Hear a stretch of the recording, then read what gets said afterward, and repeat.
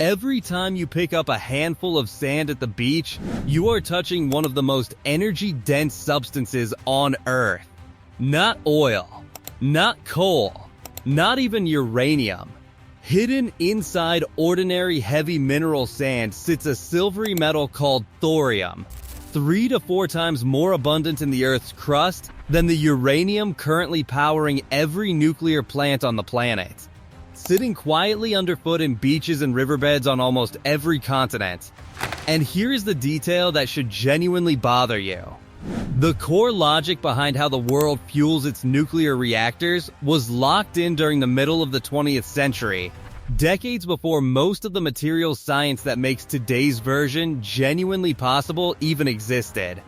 We built an entire global energy infrastructure around uranium, a material that demands vast supply chains, requires crushing operating pressures, and leaves behind radioactive waste that has to be buried for tens of thousands of years. We ignored the sand. We ignored the metal sitting quietly inside it. In an arid stretch of desert in northwest China that most people outside the country have never heard of, that 70-year-old decision has quietly started to unravel. Nuclear power has not fundamentally changed in 7 decades. Solid fuel rods, crushing water pressure, shutdowns every 18 months just to swap out radioactive metal. Waste that outlasts every civilization ever built. In this video, you're going to understand exactly why thorium got ignored for 70 years despite being the obvious alternative sitting in plain sight. What actually happened in the Gobi Desert.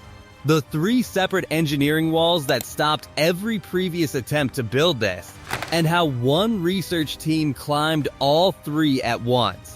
If you want to understand what's actually happening in the world before it hits mainstream headlines, hit like and subscribe right now. It genuinely helps this channel reach more people. Now let's get into it. To understand why this discovery matters so much, you first need to understand why nobody solved this problem decades earlier. The answer isn't that scientists weren't trying. The answer is that uranium is genuinely one of the most brilliant fuels ever discovered, and displacing something that brilliant is extraordinarily difficult. But uranium's core problem is buried deep inside its chemistry, and it can't simply be engineered away. To keep water liquid at the temperatures a nuclear reactor operates at, you have to crush it under more than 150 atmospheres of pressure. That is genuinely brutal, requiring steel containment vessels a full foot thick. If a single pipe ruptures, the pressure drops instantly, the water flashes into steam almost immediately, and you have a catastrophic explosion hazard on your hands. Chernobyl, Fukushima, the same fundamental underlying physics both times. Now here's where thorium gets genuinely strange. In its natural state, thorium is completely useless as a nuclear fuel. Physicists call it fertile, not fissile. Hit a thorium atom with a neutron and it doesn't split apart. It absorbs the neutron instead. But once it absorbs that neutron, something deeply strange happens. The thorium atom transforms. Over a period of days, it decays into a completely different element. Uranium-233, and uranium-233 splits beautifully. Picture it this way. Normally, burning a fuel means slowly consuming it until it's gone. Inside a thorium reactor, the fuel is quietly breeding itself as it runs. You feed in a dormant material, the reactor wakes it up, transforms it into usable fuel, and burns it almost immediately to generate power. So what does that self-breeding process actually mean in practical terms? It means the reactor is manufacturing a meaningful portion of its own fuel supply in real time, rather than simply consuming a fixed stockpile loaded in at the start. Here's where molten salt makes all of this genuinely extraordinary. Dissolve the thorium directly into liquid fluoride salt, and the fuel itself becomes a fluid. It flows through the reactor core, where the geometry is precisely right for the nuclear reaction to occur, heats up, flows out to transfer that heat to a generator, and loops back around continuously. You don't shut the machine down to refuel it. You simply add more raw thorium into the flowing salt while it keeps circulating. Almost exactly like stirring more sugar into a cup of coffee without ever putting the cup down. The United States actually built a small molten salt reactor at Oak Ridge National Laboratory back in the late 1960s and ran it successfully for years. Then the Cold War demanded plutonium for weapons production, and solid uranium reactors were exceptionally good at producing that plutonium. Thorium reactors were not. The project got shelved, and the theory has been sitting there for more than half a century, essentially waving its arms and saying, "Build me." This actually works. The thorium molten salt reactor stops looking like a delayed technology the moment you understand what it actually takes to build one. 3 separate engineering walls stood in the way, and all 3 had to be climbed simultaneously. Miss any single one of them and the entire system fails. The first wall is what hot salt does to ordinary metal. To get the best efficiency out of this system, you need molten salt sitting at around 650 degrees Celsius. Liquid fluoride salt at that temperature is incredibly corrosive, aggressive enough to eat through materials that would comfortably survive decades of service almost anywhere else in industrial engineering. Put hot liquid salt inside a regular steel pipe, and the salt chemically attacks the metal, stripping away the chromium systematically over time, the exact element that normally protects steel from corrosion in the first place. Across months and years, the metal becomes weak and porous, riddled with microscopic pathways the salt can exploit further. In a machine circulating highly radioactive fluid continuously, a porous pipe isn't a minor inconvenience to schedule maintenance around. It is a system-ending problem. The kind of failure that can force an entire reactor offline permanently, rather than simply needing a routine repair. The solution required highly specialized nickel-based superalloys, engineered at a microscopic level specifically to resist that chemical attack layer by layer. Those alloys already existed on paper, described in metallurgy journals for years, forming them into complex, precisely shaped reactor components, valves, pumps, and piping that all had to fit together with extreme tolerances turned out to be brutally difficult in practice, requiring entirely new manufacturing techniques developed largely from scratch. The second wall is the chemistry of a fuel that flows rather than sits still. In a solid fuel rod, radioactive byproducts stay physically trapped inside the metal tube surrounding them, sealed away where they can't interfere with the ongoing reaction. In a molten salt reactor, the fuel itself is a liquid. When an atom splits apart, its byproducts float freely around inside the salt, circulating right alongside the fuel they came from. Some of those byproducts are gases, and one gas in particular, xenon, is what's called a neutron poison. It actively absorbs the exact neutrons the reaction desperately needs to keep running, and left unchecked. It can quietly choke a reactor's output down over time, even while everything else about the system appears to be working perfectly. So what does that poisoning problem actually force engineers to build? To keep the system running continuously, you need a dedicated chemical processing plant attached directly to the reactor loop, constantly bubbling inert gases through hot, highly radioactive liquid salt specifically to strip the xenon back out before it can accumulate to problematic levels. You are effectively running live chemistry in real time at 650 degrees Celsius on a fluid that is actively radioactive the entire time you're working with it. A combination that simply does not exist anywhere else in conventional industrial chemistry. The third wall is safety that doesn't depend on a single human decision. A liquid fuel system can't rely on traditional control rods simply dropping into a solid core the way conventional reactors do. Engineers instead developed a passive safety system called a frozen salt plug. At the very bottom of the reactor sits a drain pipe, and inside that pipe, a plug made of the exact same salt, kept frozen solid by a dedicated cooling fan running continuously. If the reactor loses all power for any reason, that cooling fan simply stops. The reactor's own residual heat naturally melts the frozen plug from the inside. Gravity takes over from there. The entire volume of radioactive liquid drains directly out of the reactor core and pours safely into a shielded underground holding tank. And the moment that happens, the specific geometry required to sustain the nuclear reaction is broken entirely. The chain reaction simply stops. With no human intervention, no emergency generator, and no control room decision required anywhere in the process. 3 walls, extreme corrosion, real-time radioactive chemistry, a safety mechanism built entirely out of liquid physics rather than mechanical parts. China began investing seriously in thorium technology back in 2011, building out dedicated testing facilities and developing its own domestic superalloys from scratch.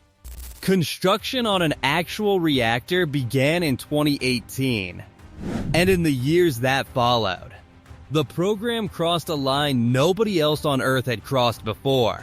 The location is Wuwei in Gansu Province, right on the edge of the Gobi Desert in northwest China. A harsh, genuinely arid landscape. The reactor itself is called TMSR-LF1, a 2-megawatt experimental liquid-fueled thorium molten salt reactor, built and operated by the Shanghai Institute of Applied Physics under the Chinese Academy of Sciences.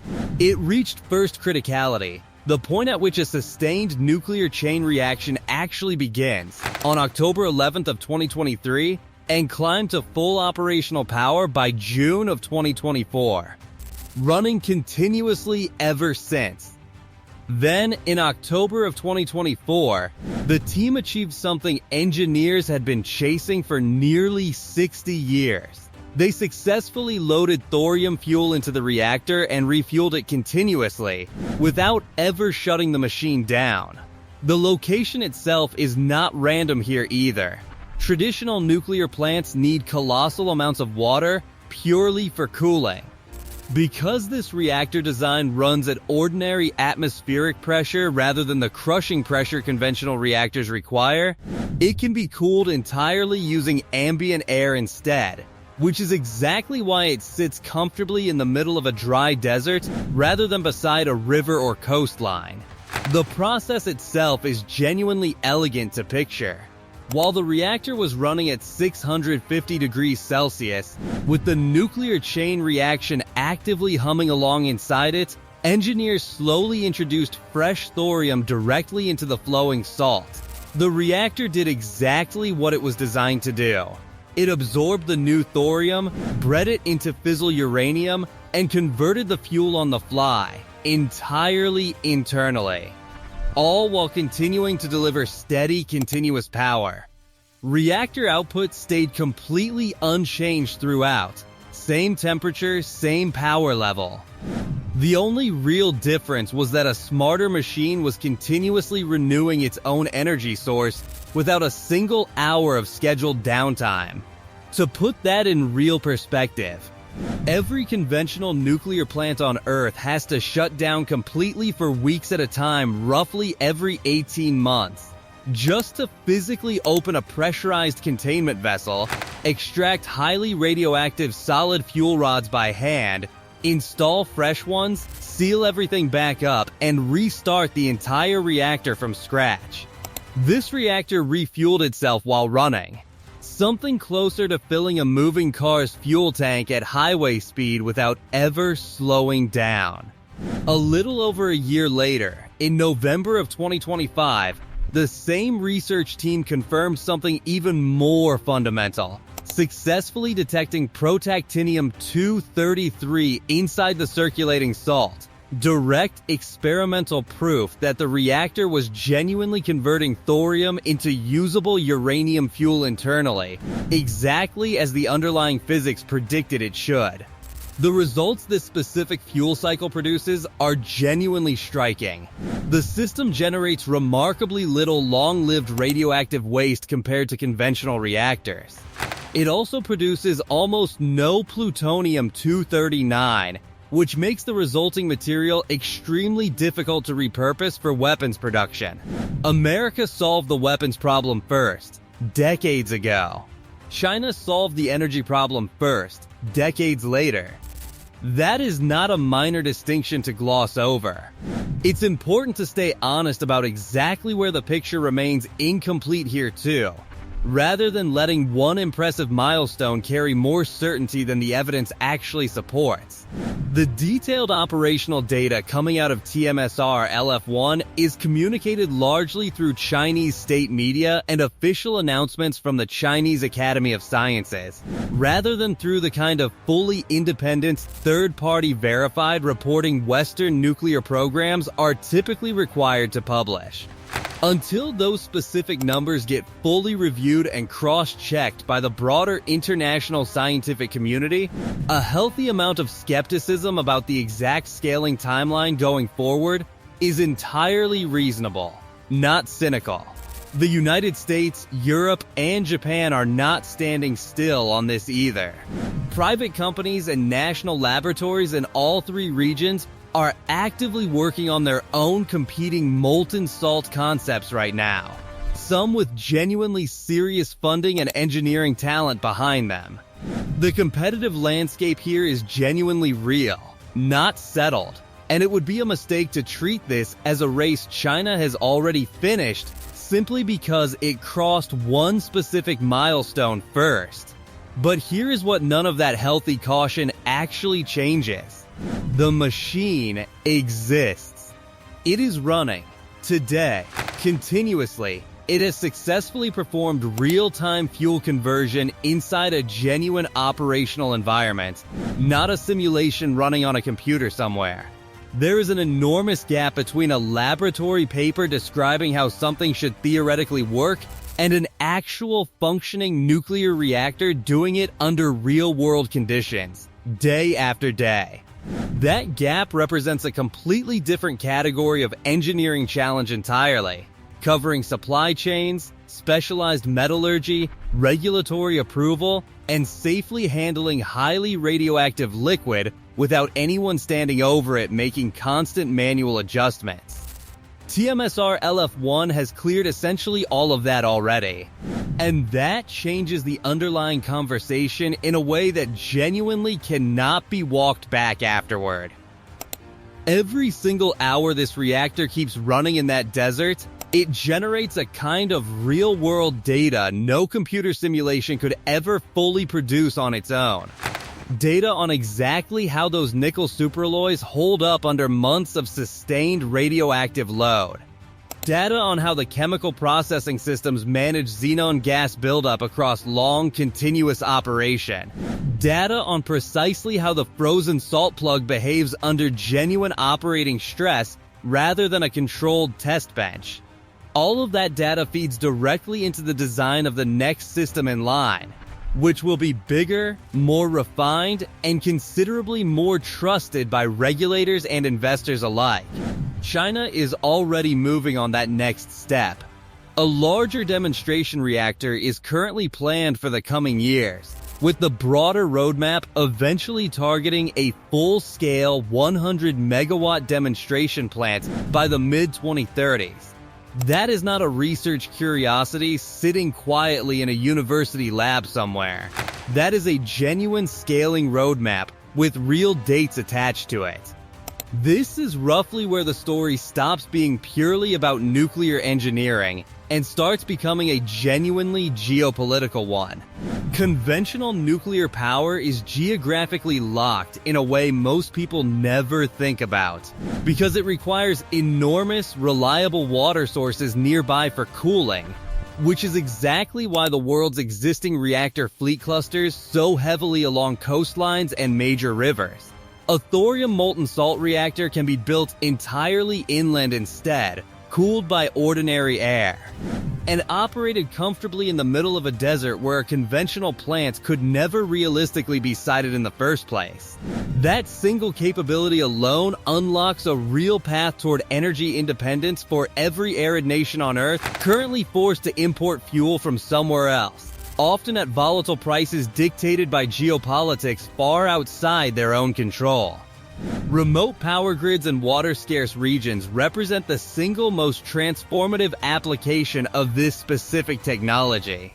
Mining operations scattered across the Australian outback, rapidly growing cities across the Middle East, heavy industrial hubs sitting deep inside deserts, far from any existing power grid worth connecting to.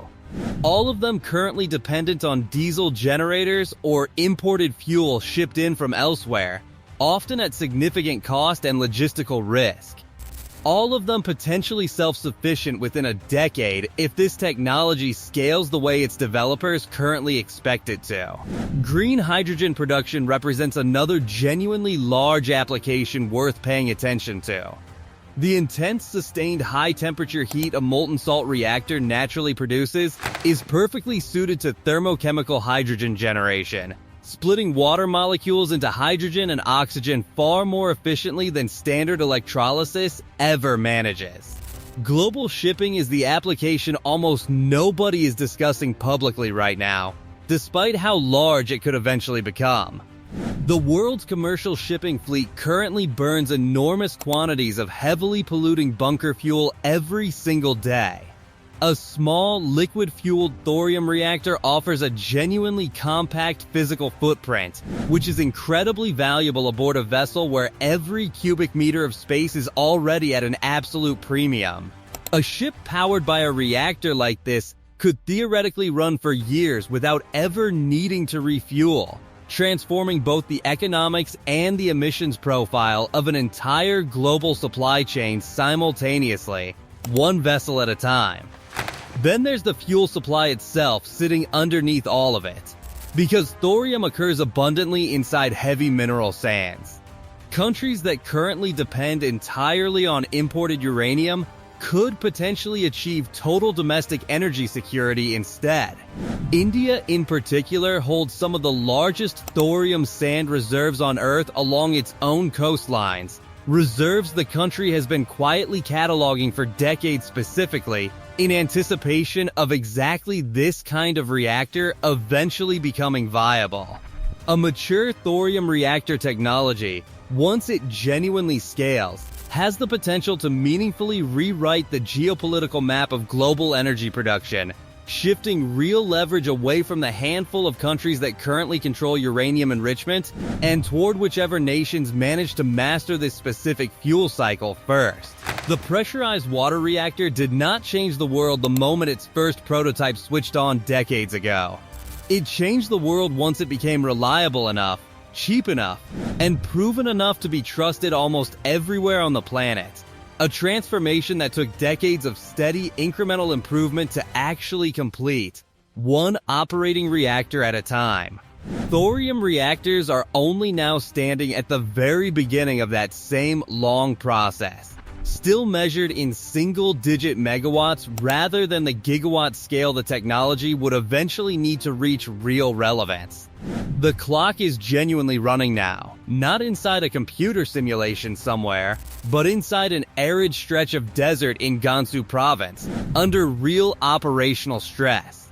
Day after day, generating exactly the kind of long-term data no amount of theoretical modeling could ever substitute for. The solid uranium age is 70 years old. The technology that might eventually replace at least part of it is running right now, today. And the fuel it runs on is the exact same material you casually step over the next time you're standing on a beach.